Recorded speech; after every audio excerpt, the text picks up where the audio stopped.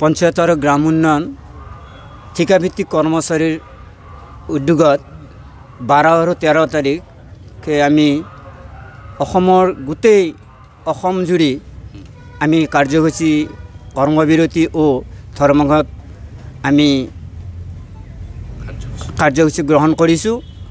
লগতে আমি আমাৰ এই সম্প্ৰসাৰণ কৰাৰ বাবে আমি সাংবাদিক বন্ধুসকলে আমি আন্তৰিক অভিনন্দন জনাইছোঁ।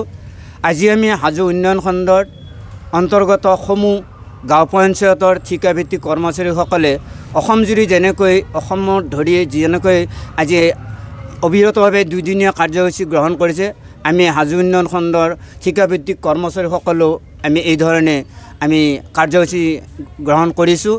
আমি সন্মানীয় অসমৰ মুখ্যমন্ত্ৰী মহোদয়ক আমি আন্তৰিক অভিনন্দন জনাওঁ আৰু তেওঁক আমি অনুৰোধ জনাইছোঁ যে তেখেতে দায়িত্বভাৰ গ্ৰহণ কৰাৰ লগতে আমাক সকলো অসমৰ প্ৰায় 8,500 কৰ্মচাৰীক ঠিকাভিত্তিক কৰ্মচাৰীক তেখেতে আমাক চাম বুলি কৈছিলে, কিন্তু আজি বৰ দুখ লাগিছে তেখেতে আজি 5 বছৰ কাল অতিক্ৰম হ'বলৈ হ'ল, কিন্তু আমাৰ ফালে এতিয়ালৈকে চোৱা নহয়।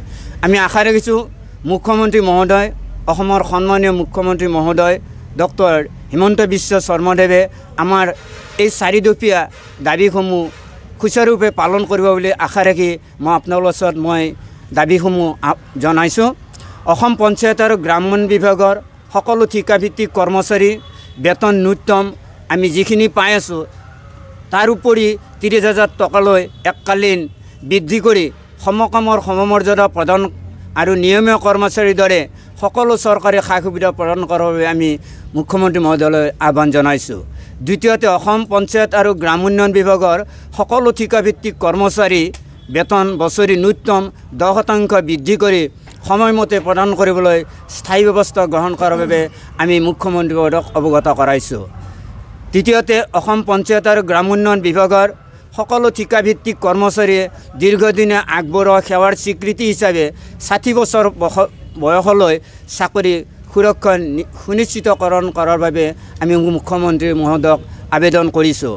অসম পঞ্চায়ত আৰু গ্ৰাম উন্নয়ন বিভাগৰ সকলো ঠিকাভিত্তিক কৰ্মচাৰীৰ বাবে HR পলিচি নীতিৰ প্ৰণয়ন আৰু প্ৰয়োগৰ জৰিয়তে আমাৰ অধিকাৰ সুনিশ্চিত কৰাৰ কাৰণে আমি এই 4 দফীয়া দাবীসমূহ আমি মুখ্যমন্ত্ৰী মহোদয়ক অৱগত কৰাইছোঁ। এই চেনেল মাধ্যমৰ জৰিয়তে আশা ৰাখিছোঁ সুদক্ষ মুখ্যমন্ত্ৰী মহোদয় ডাঙৰীয়াই আমাৰ এই ঠিকাভিত্তিক কৰ্মচাৰীসকললৈ এবাৰ চকু দি এটা সিদ্ধান্ত ল'ব বুলি আমি আশা ৰাখিছোঁ।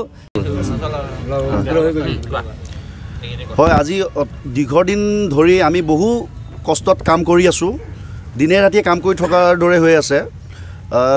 পঞ্চায়তৰ সকলো কামৰ লগত আমি প্ৰত্যক্ষভাৱে জড়িত হৈ আছোঁ দীৰ্ঘদিনৰ পৰা, কিন্তু আমি একচুৱেলি যিখিনি মাননি পাব লাগিছিল আজিৰ তাৰিখত সেই মাননিখিনি কিন্তু আমি পোৱা নাই, যাৰ কাৰণে আমাৰ পৰিয়াল চলাত বহু অসুবিধাৰ সন্মুখীন হৈছোঁ। ভাল কাপোৰ এটা কিনিব গ'লে আমি সমস্যাৰ সন্মুখীন হওঁ, ঘৰখন চলোৱাত আমাৰ অসুবিধা হয়, বহু দূৰ দূৰণিৰ পৰা আহি পেলাই ইয়াতে আমি কাম কৰি আছোঁ। তো গতিকে এইখিনি বস্তু চকু ৰাখিব লাগে তেওঁলোকে। যিকোনো আঁচনি আমি এতিয়া আগতে 14 ফাইনেন্স কৰি আছিলোঁ, আমি 15 ফাইনেন্স MGNৰেগা কাম চলি আছে, ইয়াত অৰুণোদয় কাম চলি আছে, PMAYG কাম চলি আছে, NSFৰ কাম চলি আছে, চবতে আমাক ইনভলভমেণ্ট আমাক কৰা ইলেকশ্যন ডিউটিটো আমাক ইনভলভমেণ্ট কৰে চৰকাৰে। তো গতিকে কামটো কিন্তু ধুনীয়াকৈ তেওঁলোকে আমাক কৰোৱাই আছে, কিন্তু সেই উপযুক্ত আমাক তেওঁলোকে মাননিখিনি দিব আজিলৈকে নোৱাৰিলে, যাৰ ফলত আমাৰ বিভিন্ন ধৰণৰ সমস্যাৰ সৃষ্টি হৈ আছে। আৰু আমি ভাবোঁ ইয়াতে গোটেইখিনি মানুহ হাইলি এডুকেটেড হয়, যিখিনি পৰিমাণত তেওঁলোকে মৰ্যাদাটো পাব লাগে তেওঁলোকক সেই মৰ্যাদাখিনি প্ৰদান কৰা নাই। সেইবাবে আমি এইখিনি দাবী উত্থাপন কৰিছোঁ যাতে এই দাবীসমূহ আমাৰ হিমন্ত ছাৰে মানি লয়। কিমান দিনীয়া ধৰ্মঘট আপোনালোকৰ? এইটো বৰ্তমান ব্লক লেভেলত বৰ্তমান 2 দিনীয়া কাৰ্যসূচী চলিব।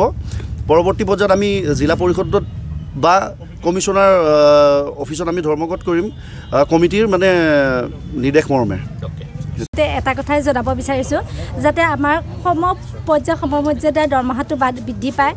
মই আজি এই পঞ্চায়তত 15 বছৰ হ'ল, কিন্তু সেই অনুপাতে মোৰ বাচ্চা হৈছে, পোহপালন দিব পৰা নাই, তেওঁলোকক ভাল স্কুল এখনত দিব নোৱাৰোঁ, খুব আমাৰ অসুবিধা হয়। কাৰণ আমি দূৰ দূৰণিৰ পৰা আহিছোঁ, আহি পেলাই ইয়াত ছাৰ্ভিচ দিব লগা হয়, ৰাতি আমি 6টা-7টালৈকে ডিউটি কৰোঁ।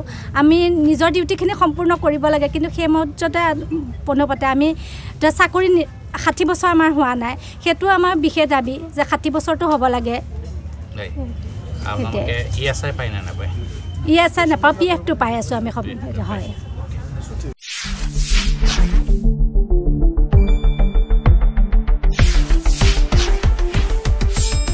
শুদ্ধ আৰু বিস্তৃত বাতৰিৰ বাবে চাই থাকক নিউজ ডেস্ক ৰিপোৰ্ট।